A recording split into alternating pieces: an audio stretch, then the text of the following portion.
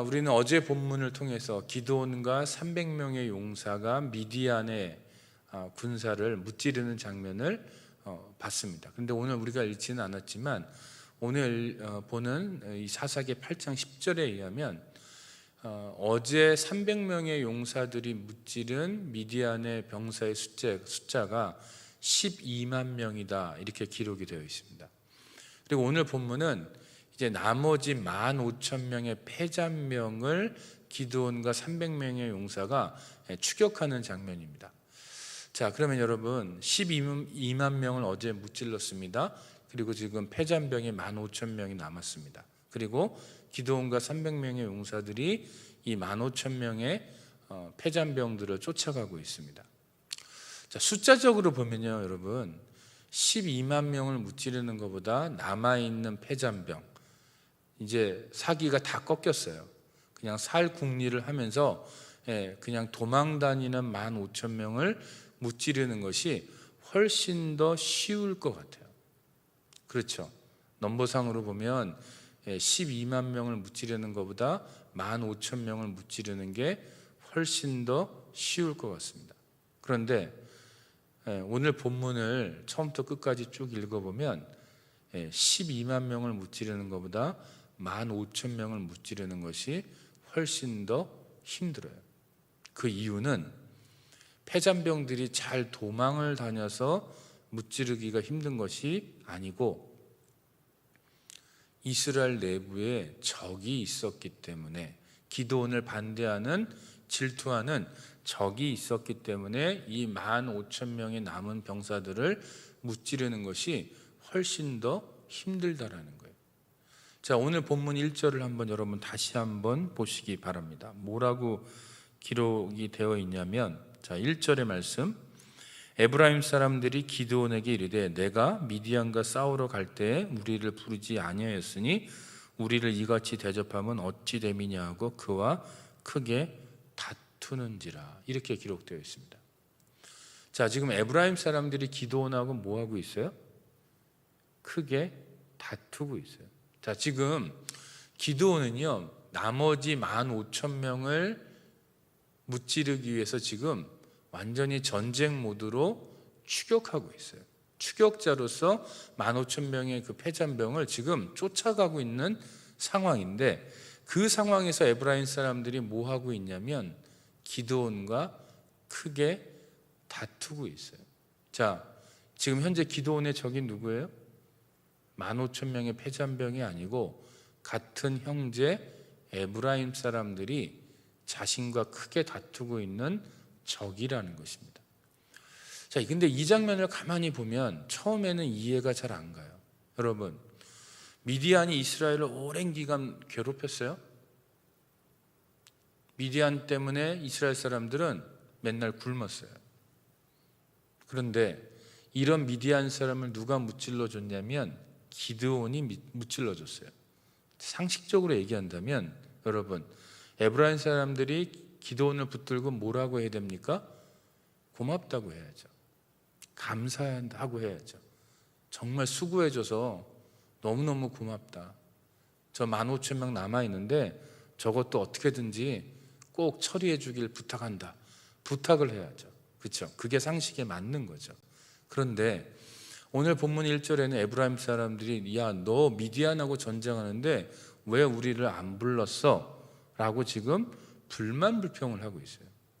이 장면을 가만히 그냥 아무 생각 없이 읽어보면 잘 이해가 가지 않습니다. 그런데 에브라임과 므낫세의 관계를 성경적으로 이해하면 이 장면에서 에브라임이 왜 이런 행동을 하는지 이해가 간다라는 것입니다. 제가 3주 전에 사사기 1장의 말씀을 전하면서 요셉 가문이 베델성을 점령하는 장면에 대해서 설교를 한 적이 있어요. 자, 요셉 가문은 어떤 족속이죠? 에브라임 지파와 므낫세 지파라고 말씀드렸어요. 그런데 이 에브라임 지파와 므낫세 지파가 베델성을 점령할 때 겉으로는 여호수아가 여리고성을 점령하는 것과 비슷하게 흉내를 내는 장면들이 있다고 말씀을 드렸습니다. 그런데 실제적인 내용은 말씀을 순종하고 있는 것이 아니고 여호수아의 그 본보기를 따라가고 있는 것이 아니고 그냥 겉으로 어설프게 흉내만 냈다. 그것이 에브라임과 므낫세의 영적인 상황이다. 제가 그런 말씀을 드린 적이 있어요. 오늘 등장하는 것이 에브라임이죠. 그 장면과 연결해서 봐야 됩니다. 자, 여러분, 에브라임은 말 그대로 요셉 가문이에요. 요셉 가문은 특별한 가문이라고 말씀드렸어요. 왜냐하면 요셉의 아들 두 아들이 에브라임과 므낫세가 다 독립된 족속으로 분깃을 받았다라는 거예요. 가나안 땅을 점령할 때 분깃을 받았어요. 그 얘기는 뭐냐면 요셉 가문은 다른 가문에 비해서 2배의 유업을 받았다라는 거예요. 2배의 유업을 받았다는 얘기는 뭐냐면 장자 취급을 받는다는 얘기입니다. 그러니까 요셉 가문은 되게 특별한 가문이에요. 이스라엘 안에서. 그런데 창세기에서 야곱이 요셉의 두 아들 에브라임과 므낫세를 축복하는 장면을 보면 손을 어긋나게 축복을 하죠. 자, 에브라임과 므낫세 누가 형입니까? 므낫세가 형입니다. 그런데 야곱이 이 두 손자들을 축복할 때 누가 더 클 것이라고 축복하냐면 므낫세가 형이지만 에브라임이 더 흥왕할 거라고 축복해요. 자, 그러면 여러분 잘 상상을 해보세요. 에브라임 지파 사람들은 야곱의 축복을 알고 있을까요? 모르고 있을까요? 알고 있어요. 자신들의 조상 야곱이 그렇게 축복한 내용을 알고 있다는 얘기예요. 자, 그러면 여러분이 에브라임 지파라면 므낫세 지파를 볼 때 어떻게 볼까요? 우리가 저들보다 우월하다. 우리가 저 사람들보다 더 축복을 받은 족속이다. 우리가 하나님한테 더 큰 축복을 받았다. 이런 마음, 이런 우월감을 가지고 있더라는 거예요. 그래서 에브라임 지파 사람들은 므낫세 지파 사람들과 함께 협력해서 베델성을 점령했지만 그들은 이미 야곱의 축복의 내용을 알고 있기 때문에 므낫세 지파가 형 지파임에도 불구하고 우리는 너희들보다 우월해 라는 이 우월 의식을 가지고 있었어요. 자, 그런데 기드온이 어느 지파 출신이에요? 므낫세 지파 출신이에요. 자, 그러면 여러분, 므낫세 지파는 우리보다 열등한 족속이야 라는 생각을 갖고 있는 이 에브라임 지파 사람들이 기드온이 이렇게 뜨고 있을 때 과연 어떤 마음을 먹었을까요? 에브라임 지파는요, 또 자부심이 하나 있었어요. 그건 뭐냐면 너무나도 유명한 사람을 하나 배출한 지파기 때문에 그래요. 그 유명한 사람이 누구냐면 바로 여호수아예요. 여호수아가 에브라임 지파 출신입니다. 자, 그러면 야곱의 축복의 내용을 에브라임 사람들이 알고 있어요. 우리 지파에는 여호수아가 있어라는 긍지와 자부심을 갖고 있어요. 근데 므낫세 지파를 봐요. 어때요? 우리보다 열등한 족속이라는 거예요. 자, 여러분, 기드온이 이렇게 전쟁을 치르고 있을 때 에브라임 지파 사람들이 이 기드온을 어떻게 바라봤을까요?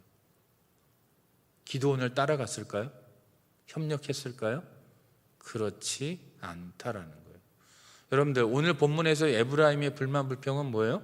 왜 미디안과 싸울 때 우리를 안 불렀었잖아요. 근데 이거는 잘못된 말이에요. 여러분들, 어제 우리 사사기 7장 1절의 말씀 한번 보시겠어요? 이게 왜 잘못된 말인지를 한번 말씀을 드리겠습니다. 사사기 7장 1절에 이렇게 되어 있습니다. 같이 읽어볼게요. 시작. 여룻바알이라 하는 기드온과 그를 따르는 모든 백성이 일찍이 일어나 하루셈 곁에 진을 쳤고 미디안의 진영은 그들의 북쪽이요 모레산 앞 골짜기에 있었더라. 자, 기드온과 그를 따르는 모든 백성이 이렇게 되어 있어요. 기드온과 그를 따르는 모든 백성이. 자, 이 장면은 아직 300명을 골라내기 이전의 장면이에요. 다시 말해서 지금 기드온과 함께 미디안과 전쟁을 하려고 이스라엘 백성들이 모여 있어요. 그런데 이 사람들은 어떤 사람들이에요? 오늘 이 7장 1절에 의하면 기드온을 따르는 사람들이에요. 기드온을 따르는 사람들이 모여 있어요. 모든 사람이 모인 게 아니고 기드온을 따르는 사람들만 모여 있어요. 자, 오늘 8장 1절에서는 기드온에게 왜 우리를 안 불렀어? 이 얘기는 뭐예요? 그러면 기드온을 따르지 않았다는 얘기예요. 에브라임 사람들이 왜 안 따라요? 아까 말씀드렸던 그 이유 때문에. 우리는 너랑 달라. 우리는 너희들보다 더 축복을 받은 우월한 존재야. 우리는 여호수아를 배출한 족속이야. 우리가 한낱 기드온을 따르라고 말이 돼? 자존심이 상하는 거예요. 안 따랐다는 얘기예요. 그러니까 사사기 8장 1절에서 에브라임의 그 불만 불평은 정당한 이유가 있어요, 없어요? 없어요. 철저하게 잘못된 말이에요. 근데 이 잘못된 말을 용감하게 내뱉고 있다라는 거예요. 그런데 이런 에브라임을 대하는 기드온의 모습이 참 신기해요. 뭐라고 돼 있냐면 여러분들 2절과 3절을 보세요. 기드온이 그들에게 이르되 내가 이제 행한 일이 너희가 한 것에 비교되겠느냐? 에브라임의 끝물 포도가 아비에셀의 만물 포도보다 낫지 아니하냐? 하나님이 미디안의 방백 오렙과 스앱을 너희 손에 넘겨주셨으니 내가 한 일이 어찌 능히 너희가 한 것에 비교되겠느냐 하니라. 기드온이 이 말을 하매 그때 그들의 노여움이 풀리니라. 여러분, 기드온이 이 사람들하고 안 싸워요. 뭐하고 있어요? 에브라임 사람들을 인정해주고 있고 올려주고 있어요. 기드온의 이 여유는 어디에서 왔을까요? 기드온의 적은 에브라임 사람이 아니에요. 누구예요? 미디안이에요. 어제 12만 명 죽였지만 아직 15,000명이 남았어요. 그 사람들을 쫓아가야 돼요. 왜요? 그것이 바로 자신의 부르심이고 하나님이 나를 쓰고 있는 이유이기 때문에 거기에만 관심이 있는 거예요. 그러니까 에브라임이 옆에서 자기를 무시하고 이런 말도 안 되는 얘기를 하고 있어도 별로 관심을 두지 않는다는 얘기예요. 교회에서도 마찬가지로 이런 일들은 얼마든지 일어납니다. 에브라임 같은 사람들이 있어요. 내가 너보다 학벌이 더 좋아. 내가 너보다 돈이 더 많아. 내가 너보다 이 교회를 더 오래 섬겼고 내가 더 사람들을 많이 알고 있고 인정받고 있고 이런 우월감을 가지고 교회 생활을 하는 분들이 있다라는 거예요. 그런데 어떤 새로운 사람이 교회 일을 열심히 하면 그 사람을 축복하고 칭찬하는 것이 아니고 그것을 비난하는 사람들이 있어요. 왜요? 내가 저 사람에 대해서 우월감을 갖고 있는 한 요소가 있는데 그게 더 이상 자랑할 거리가 못 되는 거예요. 왜냐? 저 사람이 더 열심히 잘하고 있거든요. 여러분들, 여호수아는 과거의 인물이에요. 그렇죠? 지금 이 본문에서의 이스라엘의 여호수아는 누구예요? 기드온이에요. 에브라임이 가지고 있는 자부심을 갖고 있는 그 여호수아는 이미 죽고 없어요. 과거의 인물이라는 거예요. 지금 필요한 사람은, 이스라엘에게 필요한 사람은 죽은 여호수아가 아니고 살아있는 기드온이라는 얘기예요. 그 얘기는 뭐냐? 이제까지 에브라임이 므낫세를 향해서 가지고 있던 그 우월감, 다른 족속을 향해서 가지고 있던 우월감, 우리는 여호수아를 배출한 진짜 대단한 족속이야 라는 자랑을 더 이상 할 수 없다라는 거예요. 왜요? 기드온 때문에. 우리는 야곱 할아버지에게서 더 큰 축복을 받았어. 므낫세 니네들 아무것도 아니야 라는 우월감을 더 이상 가질 수가 없다라는 얘기예요. 왜요? 기드온 때문에. 이 질투, 이것이 교회에서, 가정에서, 친척들 사이에, 직장에서 얼마든지 일어날 수 있어요. 그러면 우리는 에브라임으로 하나님 앞에 나아갈 거냐, 기드온과 같은 존재로 하나님 앞에 나아갈 거냐. 기드온은요, 이런 모든 상황 속에서 다른 것에는 관심 없고 오직 하나님이 그에게 맡기신 그 사명, 미디안과의 전쟁에서 승리해서 이스라엘 백성들을 구원하는 거기에만 관심을 기울이고 전진하고 있는, 옆에서 누가 나를 조롱하고 불만불평하고 관심 없고 하나님이 주신 비전에만 관심을 두고 그 표대를 향해서 달려가는 그런 기드온과 같은 신앙생활을 할 거냐?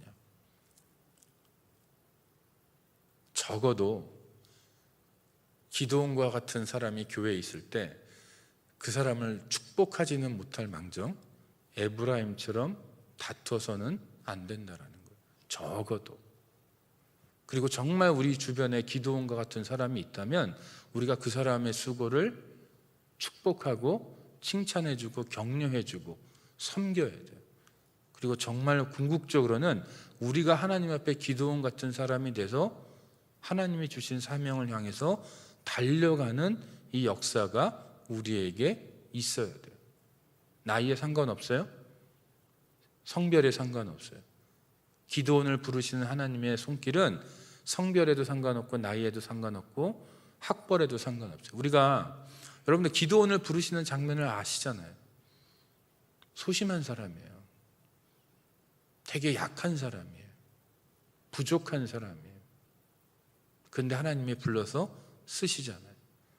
그러면 우리도 얼마든지 기드온의 삶을 살 수 있다라는 거, 이거 잊지 마시고, 오늘 등장하는 이 에브라임의 모습이 그러면 에브라임이 약한 사람들이기 때문에 이런 모습을 가지는 거냐? 그렇지 않아요. 우리 안에 있는, 인간 안에 있는 보편적인 마음이에요. 우리는 우리보다 잘났다고 생각하는 사람 얼마든지 질투하고, 또 나보다 못할 거라고 생각했는데 뭔가 좀 잘하면 그것을 질투하는 게 우리의 죄성의 아주 티피컬한 모습이에요. 이것이 우리의 모습인 것을 하나님 앞에 인정하고 에브라임에서 기드온의 삶으로 옮겨가는 그것을 하나님 앞에 소망하기를 축복합니다. 기도하겠습니다.